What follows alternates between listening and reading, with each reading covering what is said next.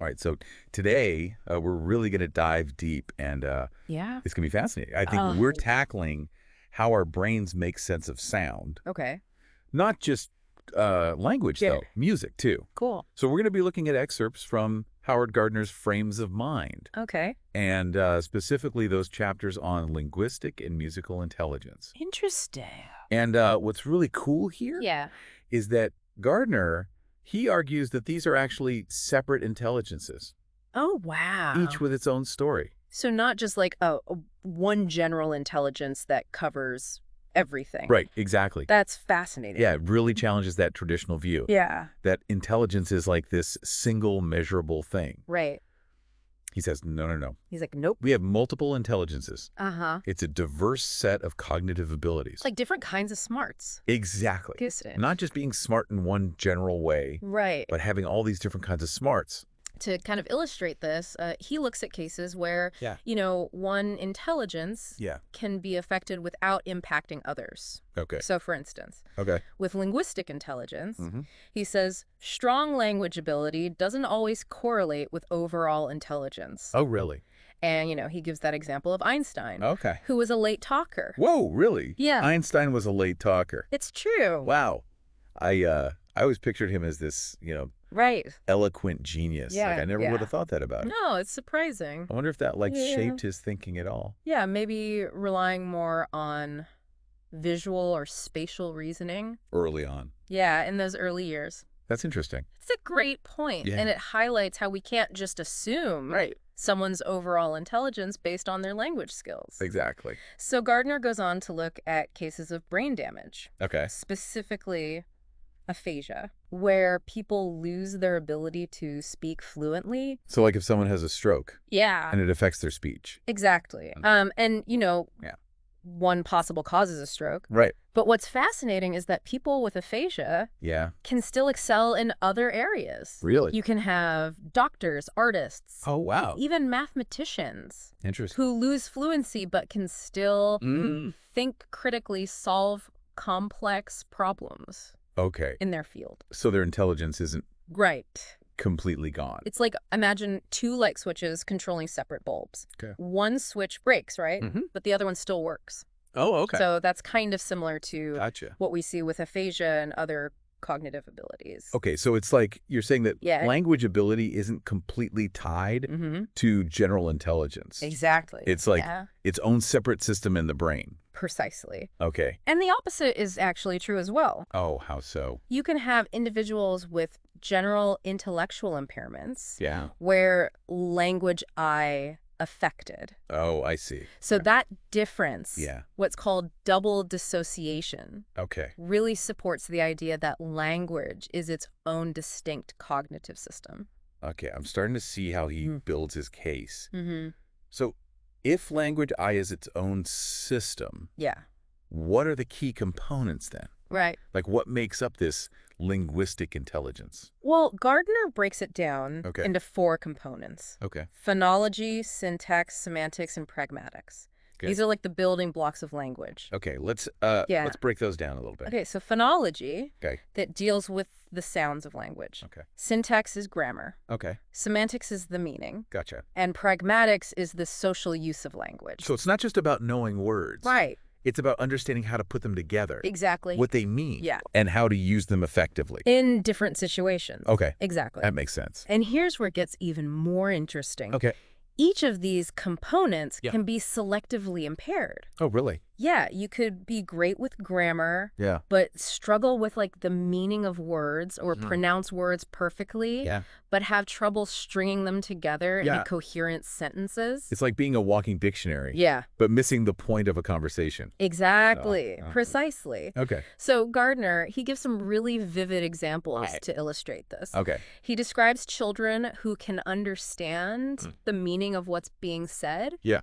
but simplify their sentences because their grammar isn't fully developed yet. Oh, okay. And then on the other hand, Yeah. there are these hyperlexic children. Okay. These are kids who can read like mini professors, Oh, wow. sometimes at incredibly young ages. But understanding what they read is a whole other story. Wow. That's... They might struggle with conversational language and social cues. Oh, yeah. even though they can decode complex texts. Wow, those are really interesting examples. Yeah, they really bring it to life. Yeah, it's amazing how the brain can be Right. so specialized, even within a Yeah. single intelligence like language. It is fascinating. Speaking of the brain, Okay. what about the physical location of language? Right. Is there like a language center in the brain? So in most right-handed people, Okay. language is primarily processed Yeah. in the left hemisphere of the brain. Okay. But the brain, Yeah. especially in early life, Yeah. is incredibly adaptable. Mhm. So if the left hemisphere is damaged early on, Okay. the right hemisphere Yeah. can actually take over Whoa. many language functions. So you're saying that the brain can like rewire itself for language? Yeah, it's incredible. That's amazing. Yeah. But There is a bit of a trade-off. oh, okay, what's that? So the right hemisphere, Yeah. it tends to rely more on meaning Okay. and less on grammar Okay. when processing language. Gotcha. So someone with right hemisphere language dominance Okay. might be great at understanding the gist of a conversation, but have trouble with complex grammatical structures. Okay, that makes sense. Yeah. It's like Yeah. the brain finds a workaround, Right. but it might not be as Yeah. efficient. But I Exactly, think- as the original wiring. right. Mhm. This whole discussion is just Yeah. highlighting how complex language is It is. and how much we take for granted Yeah, when we communicate. absolutely. But it also makes me wonder, Yeah. how much does culture impact language? Right. Does everyone develop language in the same way? That's a great question. Yeah. And it leads us to Okay. another key point from Gardner. Okay. He emphasizes that Mhm. culture shapes how we use Okay. And even value language. Right. And he gives the example of bards Okay. in pre-literate societies who could memorize Yeah. and recite Wow. these vast epics. Yeah. Think about the mental capacity Right. required to do that. Yeah. I can barely remember a grocery list I know that. without checking my phone. Exactly. They didn't even have written texts to rely on. Right. So Yeah. their memory skills must have been incredible. Just incredible. It makes you wonder, like, Yeah. how has our reliance on written language Right. changed what we value Mhm. in memory? Yeah. Do we prioritize Yeah. different kinds of knowledge now Right. compared to Yeah. those pre-literate societies? That's an excellent point. Yeah. It speaks to the broader idea. Okay. That intelligence isn't just Yeah. about what you can do, Right. but also about what your culture Yeah. values Right. and encourages you to develop. Exactly. And speaking of culture, It makes you wonder how much okay, language is just a tool, okay, even in fields that seem all about words. okay. So you're saying even in fields like Yeah. science or history, Exactly. where language seems essential, it might not be the only way Right. to convey those ideas. Exactly. Okay. Think about a scientific concept. Yeah. You could describe it with words, Mm-hmm. but you could also represent it with a diagram, Okay. an equation, Right. or even a physical model. Okay. So language Yeah. is a powerful tool for communication, Right. but it's not the only way Yeah. to express complex ideas. That makes you wonder what fields Right. rely most heavily on language's unique power. Right. What can language do Yeah. that other forms of representation can't? Exactly. I'm definitely going to be thinking about that. It's a great question. And one that kind of leads us nicely into our next intelligence, musical intelligence. But before we dive into that, Yeah. what stands out to you so far about the nature of linguistic intelligence? I think what's really striking me Yeah. is just how much more there is Yeah. to language Right. than I ever realized. Yeah. It's not just about words. Mm-hmm. It's about all these different systems in the brain Right. working together. Yeah. And it's influenced by our culture and experiences in ways I never really considered before. Yeah. It makes me appreciate just how incredible this ability really is. It is amazing. Yeah. And as we'll see with musical intelligence, Okay. there are even more fascinating layers to uncover. Okay, I'm excited Yeah. when we look at how our brains make sense of sound. Let's get into it. Yeah. Yeah. It really is amazing. It does make you wonder, though, Yeah. how something as seemingly different as music Yeah. can also be considered an intelligence. It's true. It does Yeah, feel like so- a whole different world, Right. like with language. Mm-hmm. It's all about Right. conveying meaning and Right. information. Mm-hmm. But with music, Yeah. it's more about like emotions and feelings, Right. even if we don't always have like Yeah. words for them. You're right. It seems like language is this bridge between our thoughts and the world, but music taps into something different, something maybe more primal and emotional. Interesting. And to kind of explore that idea, Gardner, he sets up this fascinating scenario. He says, imagine an audition with 3 musically gifted preschoolers. Oh, wow. Okay. One has been rigorously trained in the Suzuki method. Okay. Another one has autism, but displays this uncanny musical ability. Okay. And then the third one just seems naturally gifted. So 3 little Mozarts. Right. Each with their own unique background. Yeah. So which one is most likely to become like a successful musician? It's a trick question. Oh, yeah. You can't tell. Oh, really? Just based on early talent. It's impossible. Wow. It's like trying to predict which sapling will grow into the tallest tree. Right. There are so many factors involved beyond just raw potential. So you're telling me all those prodigy videos on YouTube don't actually guarantee they don't guarantee anything. The Grammy Award. Exactly. Okay, that's actually kind of reassuring. Yeah. It makes me think about those nature versus nurture debates. Exactly. How much is innate talent and how much is learned through practice? Exactly. Okay. And to explore that creative process, Gardner dives into the minds of these master composers, drawing from their own writings. All right. So we hear from folks like Sessions, Copland, Stravinsky, Schoenberg. Oh, wow. Talk about a dream team of musical minds. Yeah, that's like getting a backstage pass to the symphony of their thoughts. I'm all ears. All right, so what's fascinating is how they describe composing as almost involuntary. It's like something that flows naturally. Copland, for instance, talks about musical ideas coming as a gift from heaven. And Sessions emphasizes that composing happens in a purely musical medium without words. It's not like they're sitting there with a dictionary and a grammar book. Painstakingly crafting each note. So it's more like channeling something deeper. Exactly, like tapping into a creative wellspring that's beyond conscious control. Exactly. And Schoenberg, he even quotes Schopenhauer's idea that the composer reveals the inmost essence of the world. In this language that reason doesn't grasp. And then there's Stravinsky, who famously declared composing is doing, not thinking.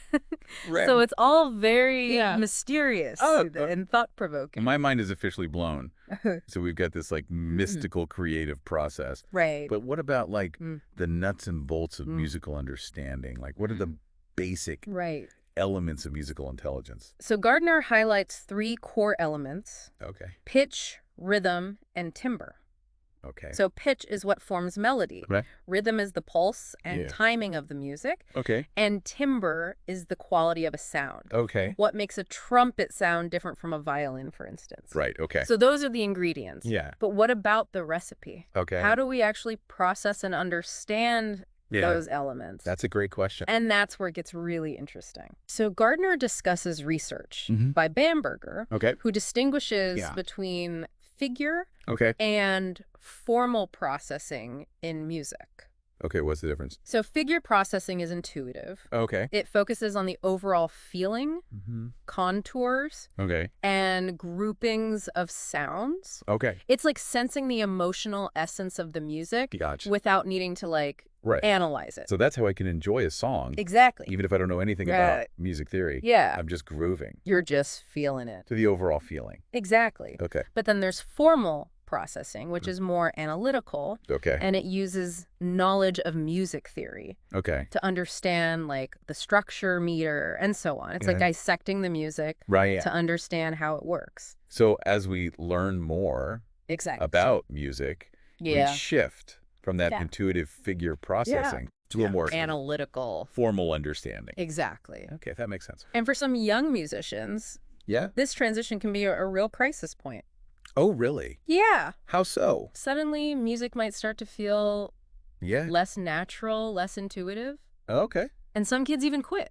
Oh, wow. Because it's no longer bringing them the same joy. Right. It's fascinating how something so seemingly natural can become so complex when you start analyzing it. Yeah, that actually reminds me of when I was learning guitar. Okay. Once I started like diving into music theory, it kind of took the joy out.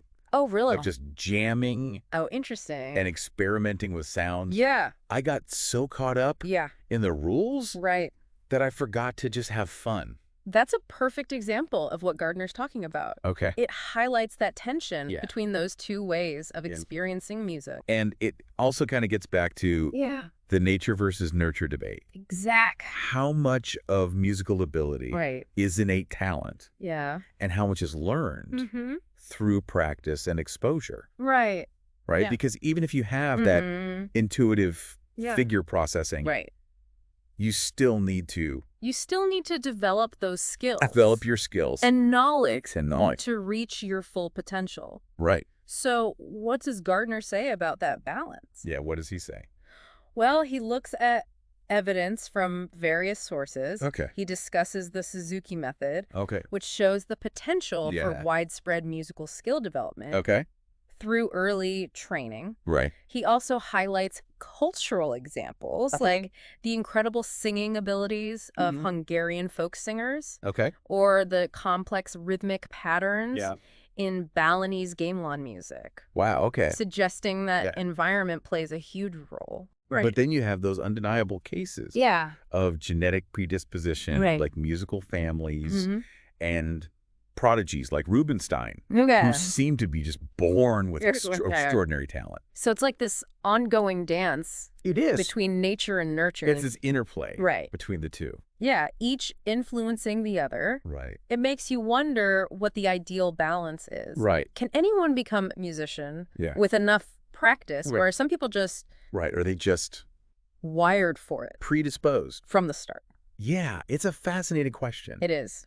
And it's interesting to consider how these different factors might play out in cases of amusia.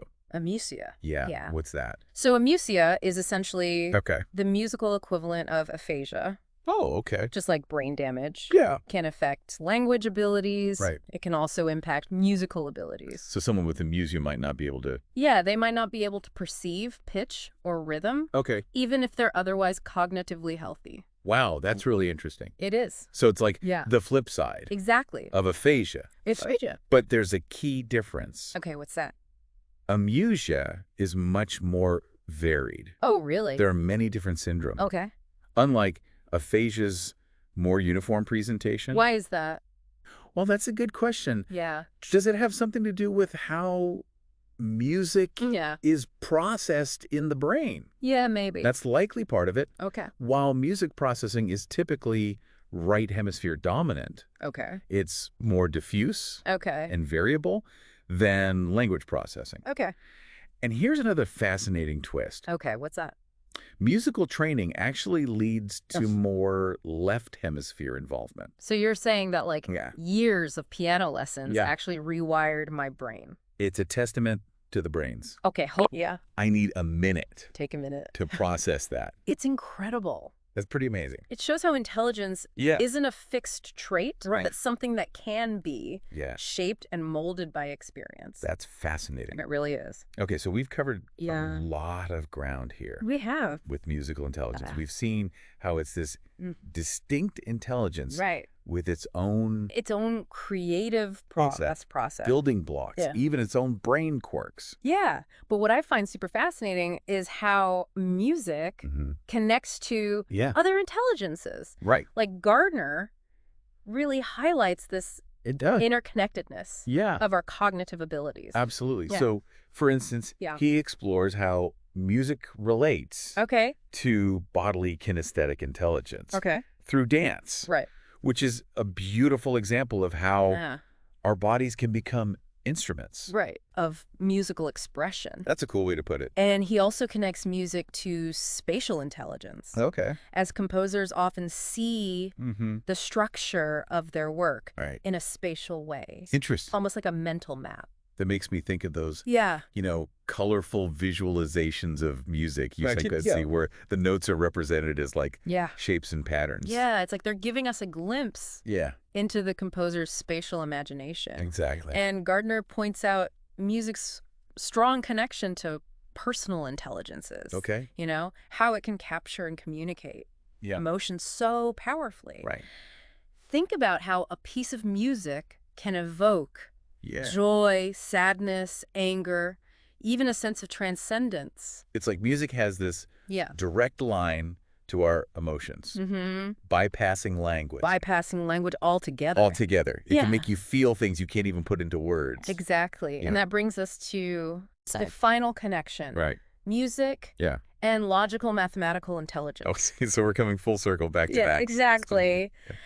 So while music might seem purely emotional, there are also patterns, structures, and mathematical ratios at play. Right, like rhythm and meter. Exactly. Think about rhythm, meter, and harmony. Right. Those are all based on mathematical principles. So there's this logical underpinning to all this. Exactly. It's like music is this beautiful blend of art and science. I like that. Yeah. But you mentioned earlier that music and math ultimately have different goals. Yes.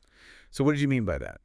So mathematicians, they seek to uncover these abstract truths about the universe, while musicians are driven by this desire to create expressive works that evoke emotions and move us. On a deeper level? Okay. So it's a subtle but important distinction. Right. Yeah. It reminds me that intelligence isn't just about cold, hard logic. Yeah. Not just about like... But also about cool calculation. Creativity, expression, and emotional depth. Yeah, all of that. Which leads me to a final thought here. Okay. Why is music so central to the human experience, even though it's not directly tied to survival, like language? Like, what is it about music that resonates so deeply? That resonates so deeply within us. Within us. That is a profound question. It is. And one that we could spend hours unpacking.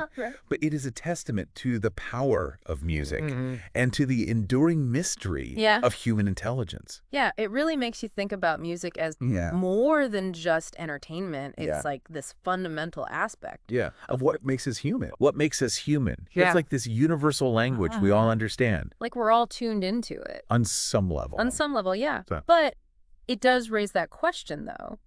What's that? What is intelligence, ultimately? Right. If music can exist without sound. Okay. As some argue. Yeah. With its connection to rhythmic experience.